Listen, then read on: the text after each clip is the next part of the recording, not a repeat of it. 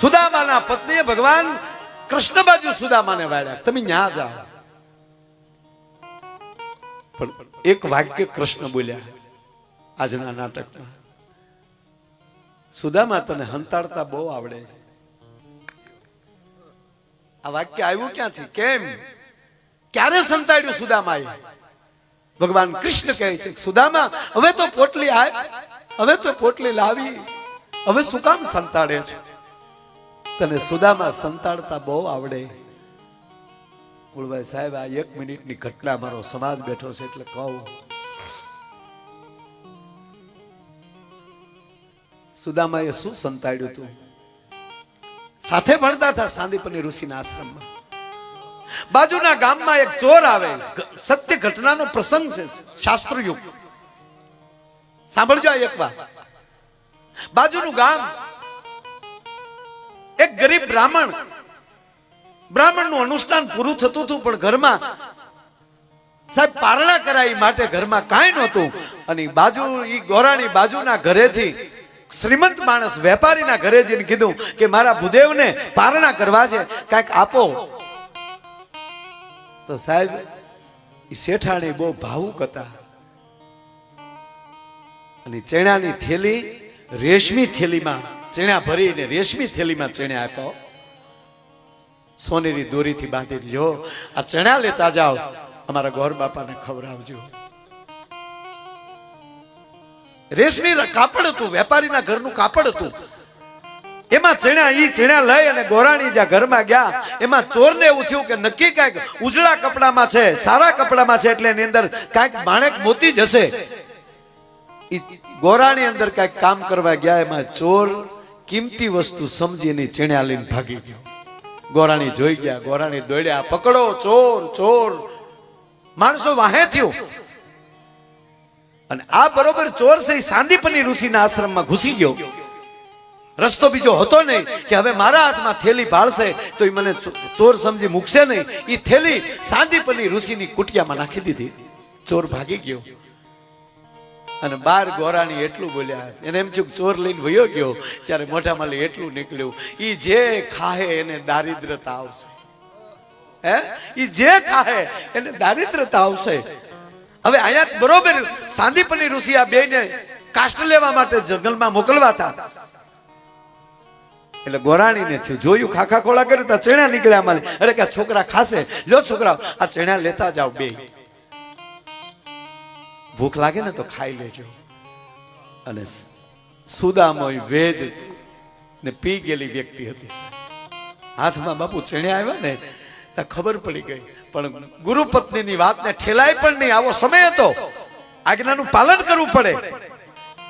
માં કુંતાના મોઢામાંથી શબ્દ નીકળી જાય, પાંચે વેચી લ્યો, બસ શબ્દ નીકળી ગયો, પાળવો પડે. આ ઘટના ગોરાણીમાં કીધું ભૂખ લાગે તો તમે ખાઈ લેજો.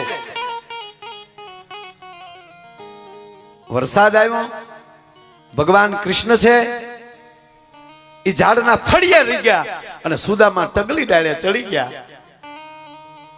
અને સુદામાએ નક્કી કર્યું કે આ તો લાખોનો પાલનહાર થવાનો છે. કૃષ્ણ છે, પરમાત્મા છે. લાખો દારિદ્ર્ય થાય તો હાલે, પણ લાખોનો પાલનહાર દારિદ્ર્ય થશે તો મારી દુનિયા રહાતાળ વહી જાય. ગોરાણીમાંનો હરાપ મિથ્યા નહીં થાય એની કરતા ભલે કૃષ્ણને ખોટું લાગે, મને એકલાને ખાઈ જવા દે. હું દારિદ્રતા લઈ શકું પણ મારો કૃષ્ણ દારિદ્રતા ન લઈ શકે. બાપુ ઈ ઘટનાની કૃષ્ણને પણ ખબર હતી. એટલે જયારે આવ્યા ને ત્યારે કૃષ્ણ પાછા બોલ્યા કે હવે તો એ પોટલી બારી કાઢ, બહુ હતાડી તે, તને હતાડતા બહુ આવડે.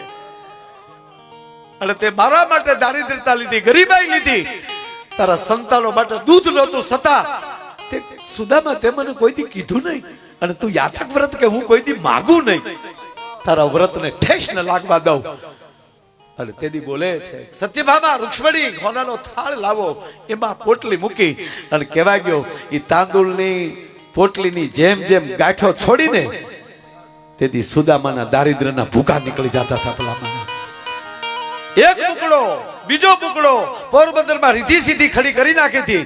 સાહેબ એટલા બધા કૃષ્ણ મોજમાં હતા, જો ત્રીજો બુકડો મારી જાય ને તે હોનાની દ્વારકા દઈ દેવાનો હતો.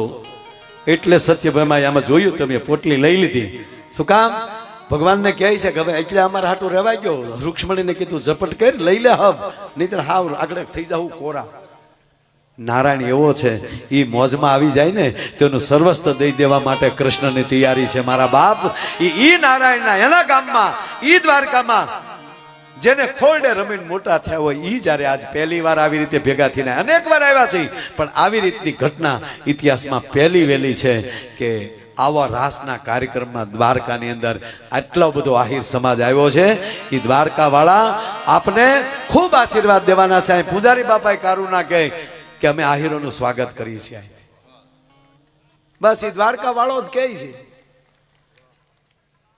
અરે કાનુડો તો કાનુડો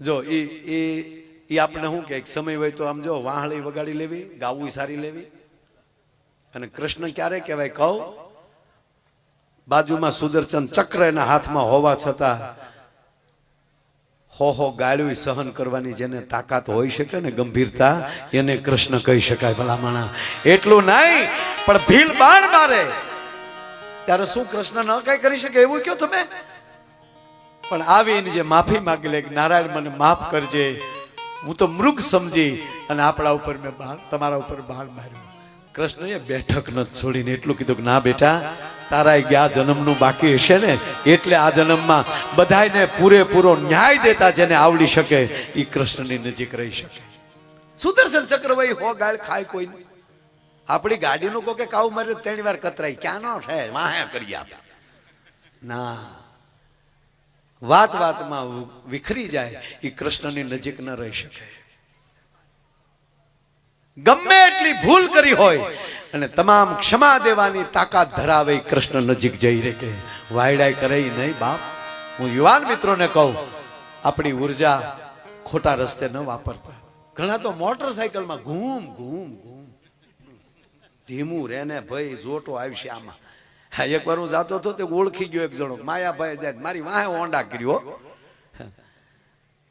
મેં ડ્રાઈવરને કીધું ધીમી રાખી આપણે આંબા હાટું જ આવે ધવાડા કાઢતો એટલે મેં ધીમી રાખીને એટલે મેં કાચ ખોલ્યો પડખે ચડ્યો મને કે માયાભાઈ યુટ્યુબમાં આવો ઈ છો ને મેં કીધું હું યુટ્યુબમાં આવું ઈ છું પણ તું ધ્યાન રાખીને કે ટાઈટ ટ્યુબમાં આવી જાય અને કાલથી યુટ્યુબમાં સમાચારમાં તું સડી ના કૃષ્ણએ જે આપણને કહે છે ગીતામાં જે ભગવાન કહે અથવા તો ઈ જે કૃષ્ણને માનવા કરતા કૃષ્ણનું કીધું માનશું ને તો આપણને બહુ મજા આવશે કૃષ્ણનું માનીએ આપણે કૃષ્ણ ભગવાનને માનીએ પણ એનું કીધેલું ન માનીએ ઘણા તો હું કે ભગવાન તો કહી દે આપણે થોડું બધું આપણે કરીએ કે ભાઈ એમ કે નહીં તારે બૂસ જ મારવું છે